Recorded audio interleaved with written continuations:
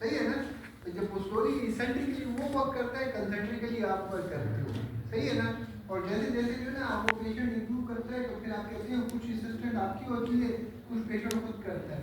End of the day में जो है वो फिर खुद जो है वो ब्रिजिंग कर सक रहा होता है, सही है। तो जब खुद बस कर सक रहा होता है तो एक्टिवली जो है ना वो फिर कराना है, सही है ना। एक्टिवली इसको उठाना है, सही है। जो वो एक्टिवली उठाए और उसको कहीं इधर सस्टेन करे और फिर नीचे भी करे, फिर उठाए फिर सस्टेन करे और फिर नीचे भी करे। This is combination of isotonic. फिर जो है आगे करो, ये ब्रिज से समझा रहा हूँ, ब्रिज से समझा रहा हूँ, आगे करो।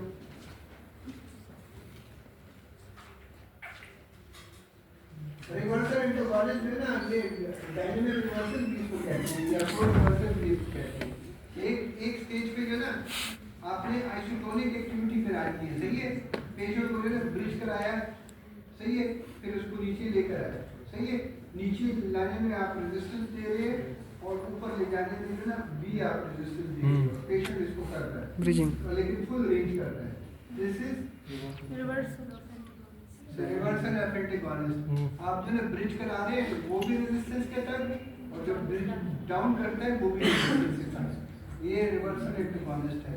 या साइकिलिंग आपने सिखानी है, तो जो ना आपने जो है एक साइकिल में उसकी फ्लेक्शन हो रही है एक लिंक की, दूसरे साइकिल में जो है वो फिर जो दूसरा जो है चक्कर घुमाते हैं तो उसकी एक्सटेंशन हो रही है जब पैडलिंग वो करता है। तो दिस इज, लेकिन वो रेजिस्टेंस है। रेजिस्टेंस किसकी मिल रही है?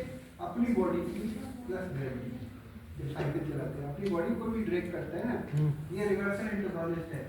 अगर जो है थोड़ी मूवमेंट अलाउ आप करते हो तो फिर इसका नेक्स्ट आता है। अगर फुल मूवमेंट आइसोटोनिक कराते हो ना, सही है ना, तो this is called reversal antagonist.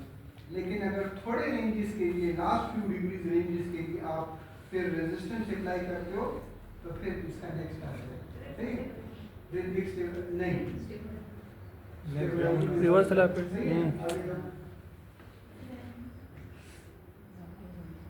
Stabilising reversal, सही है ना। स्टेबलाइजिंग रिवर्सल सही है।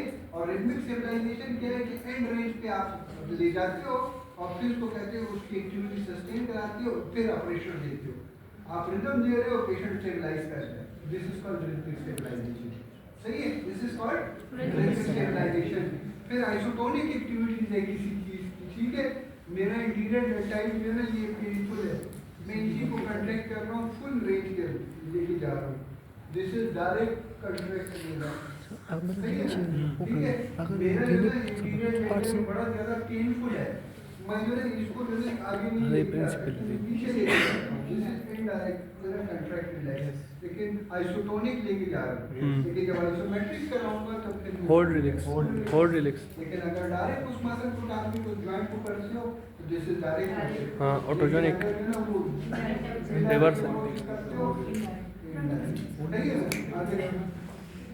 रिप्लिकेशन। होल्ड रिलैक्स वाली क्या है? ये देखो मेरे इंटीरियर डेल्टाइड में पेन है ना, सही है ना, ठीक है। तो कंट्रैक्ट रिलैक्स क्या है कि मैं इसी को जो है यूज कर रहा हूँ, ये रेंज जो है ना रेजिस्टेंस अप्लाई कर रहा हूँ वो ऊपर लेके जा रहा है। कंट्रैक्ट रिलैक्स आइसोटोनिकली, सही है। लेकिन जो है मैं इसको नहीं करा सकता, पेन ज्यादा है। मैं पोस्टीरियर इस वाले को जो है ना वो फिर कंट्रैक्ट कराता हूँ, ठीक है, वो उसको जो पीछे लेकर आता हूँ, ठीक है, और रेजिस्टेंस देता हूँ। दिस इज इनडायरेक्ट, सही है ना। ये मेरे इंटीरियर डेल्टाइड में पेन है, इधर लेके जा सकता हूँ, इससे आगे नहीं। लेकिन आइसोमेट्रिक ही करा रहा हूँ, इसी को टारगेट कर रहा हूँ, इसको जॉइंट को जो है अलाउ नहीं कर रहा कि इधर fold. This is called hold relax, hold relax, direct method. लेकिन इधर ही रुका हुआ है, मैं नीचे लेके जा रहा हूँ, इधर पेनफुल ज्यादा है। This is indirect hold relax, सही है। यस। अगर आइसोमेट्रिक एक्टिविटी होगी तो होल्ड रिलैक्स, आइसोटोनिक एक्टिविटी होगी कंट्रैक्ट रिलैक्स, सही है। Yes sir.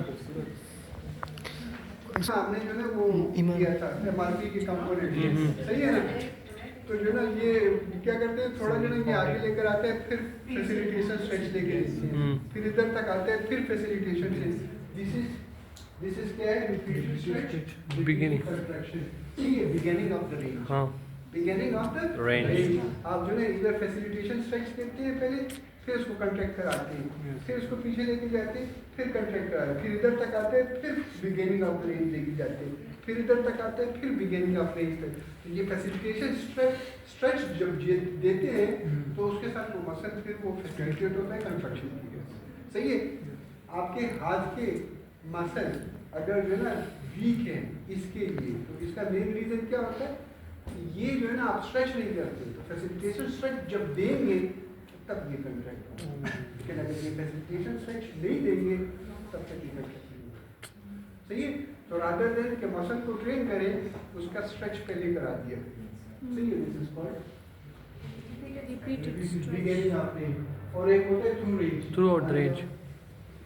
वो फिर जो है ना रिपीटेड रेंज, थ्रू रेंज। सही है। आप पीछे लेके नहीं जाते, बिगिनिंग ऑफ रेंज नहीं देते, इधर आते हैं थोड़ा इधर जो रोकते हैं, फिर सूर्य के ऊपर उठाएंगे, फिर इधर आते हैं, फिर कहते हैं, फिर पीछे लेके जाते हैं, फिर कहते हैं उठाएं। Through range. सही है। आगे